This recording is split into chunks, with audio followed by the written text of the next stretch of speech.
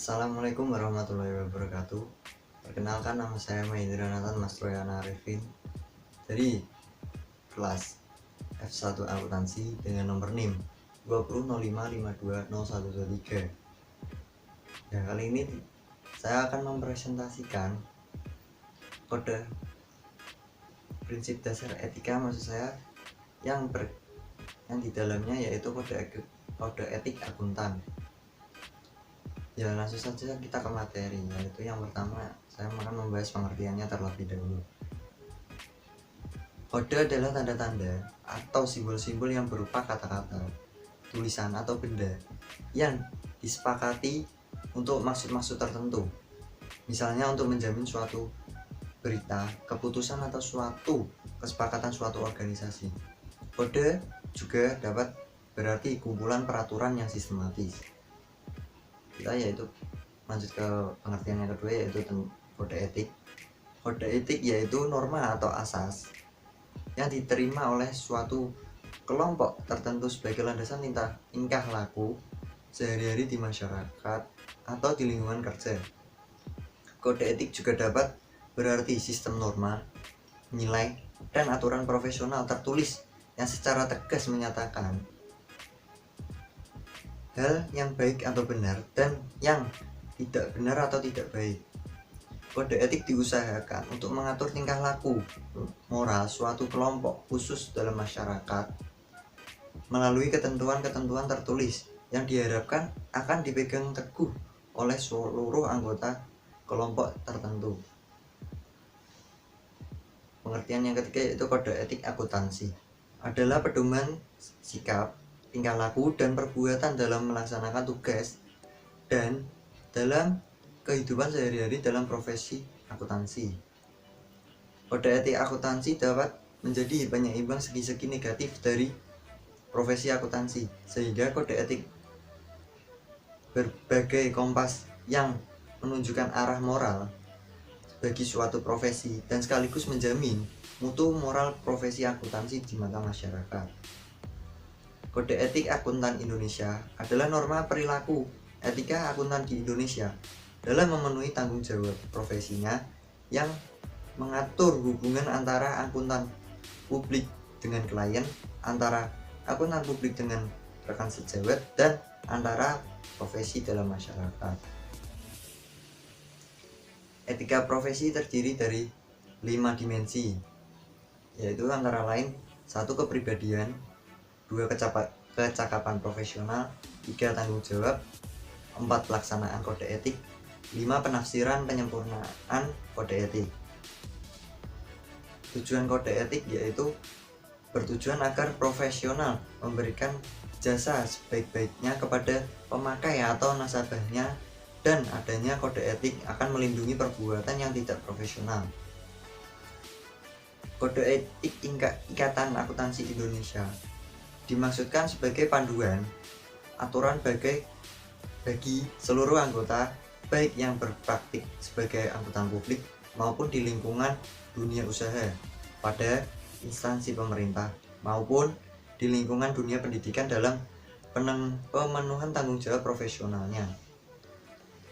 Tujuan profesi akuntansi adalah memenuhi tanggung jawabnya dengan standar profesionalisme tertinggi, mencapai tingkat kinerja tertinggi dengan orientasi kepada kepentingan publik.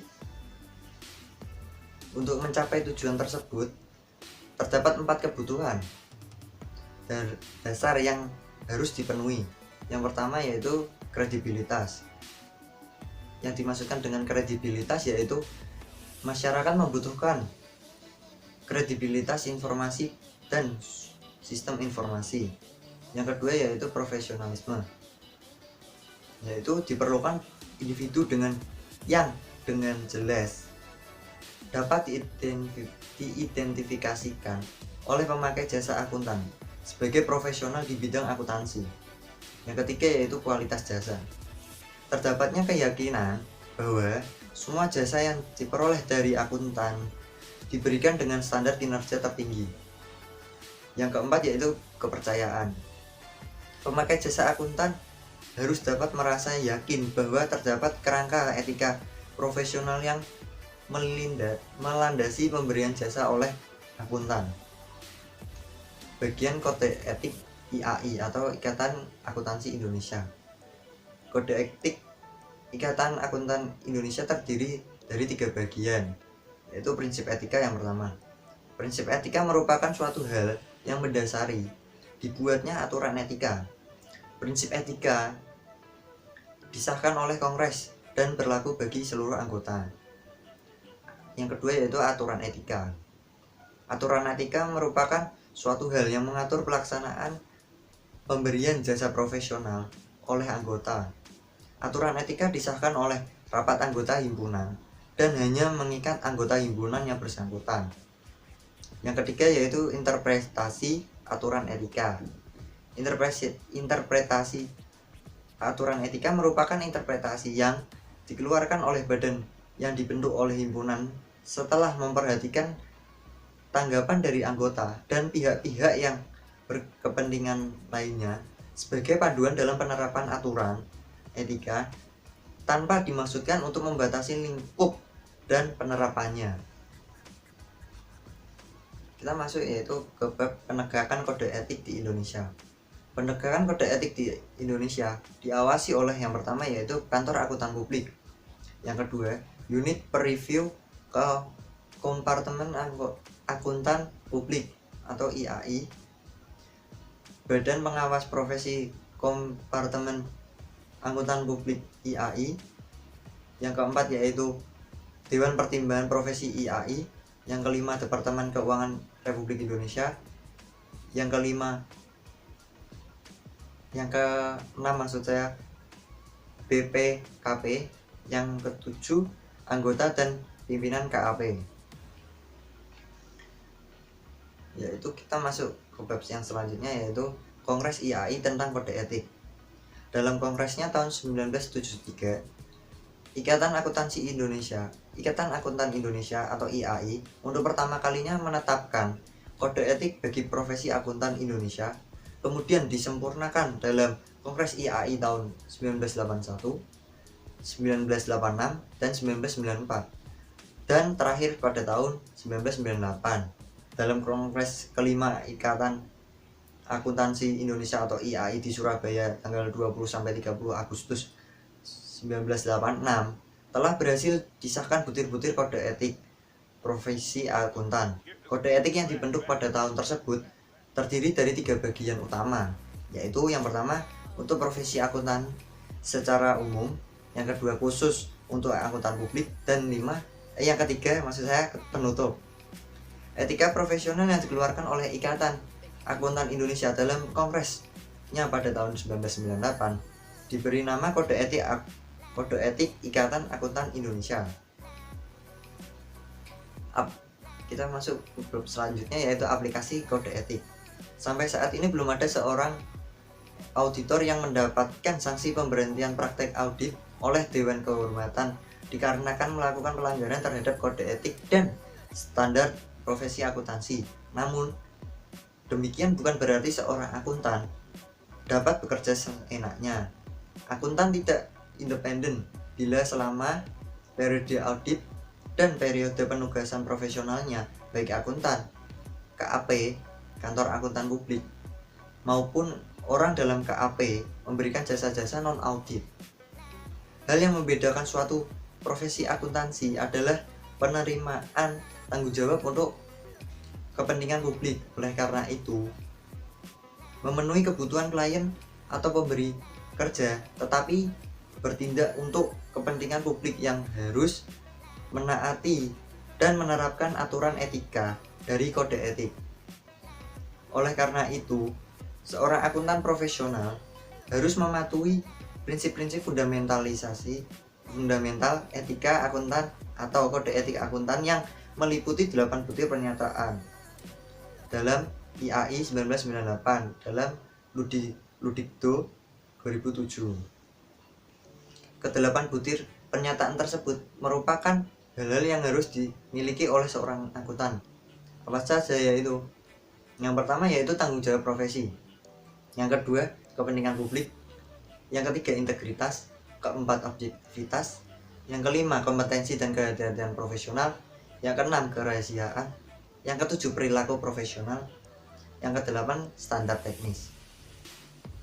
Kita jabarkan satu-satu, yaitu kita masuk ke tanggung jawab profesi. Dalam pelaksanaan tanggung jawabnya sebagai profesional, setiap anggota harus senantiasa menggunakan pertimbangan moral dan profesional dalam semua kegiatan yang dilakukannya. Sebagai profesional, anggota mempunyai peran penting dalam masyarakat. Sejalan dengan peran tersebut, anggota mempunyai tanggung jawab kepada semua pemakai jasa profesional mereka. Anggota juga harus selalu bertanggung jawab untuk bekerja sama dengan sesama anggota untuk mengembangkan profesi akuntansi, memelihara kepercayaan masyarakat, dan menjalankan tanggung jawab profesi dalam mengatur dirinya sendiri. Untuk kolektif, semua anggota diperlukan untuk memelihara dan meningkatkan tradisi profesi. Yang kedua, yaitu kepentingan publik. Anggota sebagai anggota IAI berkewajiban untuk senantiasa bertindak dalam kerangka pelayanan kepada publik, menghormati kepentingan publik, dan menunjukkan komitmen atas profesional. Suatu ciri utama dari suatu profesi adalah penerimaan tanggung jawab kepada publik.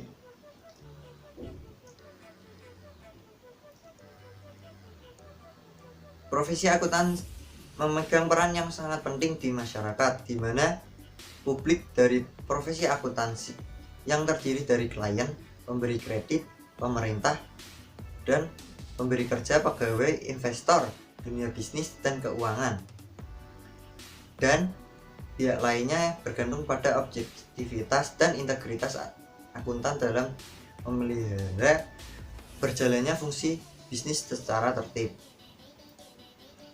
Kepentingan utama profesi akuntan adalah untuk memberi pemakai jasa akuntan paham bahwa jasa akuntan dilakukan dengan tingkat prestasi tertinggi sesuai dengan pernyataan etika yang diperlukan untuk mencapai tingkat prestasi tersebut. Dan semua anggota mengikat dirinya untuk menghormati kepercayaan publik. Atas kepercayaan yang diberikan publik kepadanya, anggota harus secara terus-menerus menunjukkan dedikasi memiliki untuk mencapai profesionalitas yang tinggi. Yang ketiga, integritas.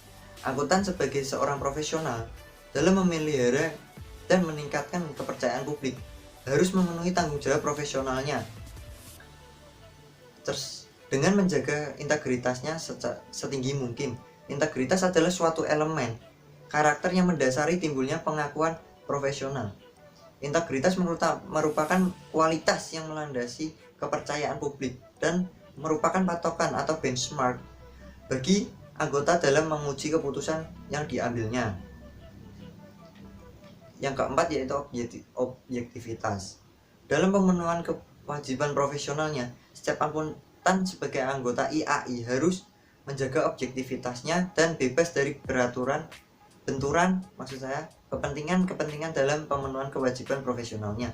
Objektivitas sendiri adalah suatu kualitas yang memberikan nilai atas jasa yang diberikan anggota. Prinsip objektivitas mengharuskan anggota bersikap adil, tidak memihak, dan jujur secara intelektual, tidak bersangka atau bias, serta bebas dari benturan kepentingan atau di bawah pengaruh pihak lain. Yang kelima, yaitu kompetensi dan kehati-hatian profesional. Akuntan dituntut harus melaksanakan jasa profesionalnya dengan penuh kehati-hatian, kompetensi, ketekunan, serta mempunyai kewajiban untuk mempertahankan pengetahuan keterampilan profesionalnya pada tingkat yang diperlukan untuk memastikan bahwa klien atau pemberi kerja memperoleh manfaat dari jasa profesional yang kompeten berdasarkan perkembangan praktik, legalisasi, dan teknik yang paling mutakhir. Hal ini mengandung arti bahwa anggota mempunyai kewajiban untuk melaksanakan jasa profesional dengan sebaik-baiknya sesuai dengan kemampuannya demi kepentingan pengguna jasa dan konsistensi dengan tanggung jawab profesi kepada publik. Yang keenam, yaitu kerahasiaan. Akuntan harus mempunyai harus menghormati kerahasiaan informasi yang diperoleh selama melakukan jasa profesional dan tidak boleh atau mengungkapkan informasi tersebut tanpa persetujuan, kecuali bila ada hak atau kewajiban profesional atau hukum untuk mengungkapkannya. Yang ketujuh yaitu perilaku profesional. Akuntan sebagai profesional dituntut untuk berperilaku konsisten selaras dengan reputasi profesi yang menjauhi tindakan yang dapat mendiskreditkan profesinya. Kewajiban untuk menjauhi tingkah laku yang dapat mendiskreditkan profesi harus dipenuhi oleh anggota sebagai perwujudan tanggung jawabnya kepada penerima jasa, pihak ketiga, anggota yang lain, staf, pemberi kerja, dan masyarakat umum. Kita masuk yang terakhir yaitu standar teknik. Akuntan dalam menjalankan tugas profesionalnya harus mengacu dalam mematuhi standar teknik dan standar profesional yang relevan sesuai dengan keahliannya, dan dengan berhati-hati. Akuntan mempunyai kewajiban untuk melaksanakan penugasan dari penerima jasa selama penugasan tersebut sejalan dengan prinsip integritas dan objektivitas. Standar teknik dan standar profesional yang harus ditaati oleh anggota adalah standar yang dikeluarkan oleh Ikatan Akuntansi Indonesia, International Federation of Accountants, badan pengatur dan pengaturan perundang-undangan yang relevan. Kita masuk yang RUU Kode Etik IAI. Departemen Keuangan Republik Indonesia melalui Peraturan Menteri Keuangan atau PMK nomor 17 tahun 2008 bertindak mengawasi kegiatan akuntan publik, khususnya mengatur kode etik. Peraturan ini mewajibkan akuntan dalam melaksanakan tugas selalu berdasarkan pada SPAP, standar profesi akuntansi publik, berdasarkan kode etiknya sesuai standar internasional, misalkan standar dalam auditing menggunakan International Auditing Standard. Sekian dari saya, kurang lebihnya mohon maaf. Bila ada salah mohon dimaafkan.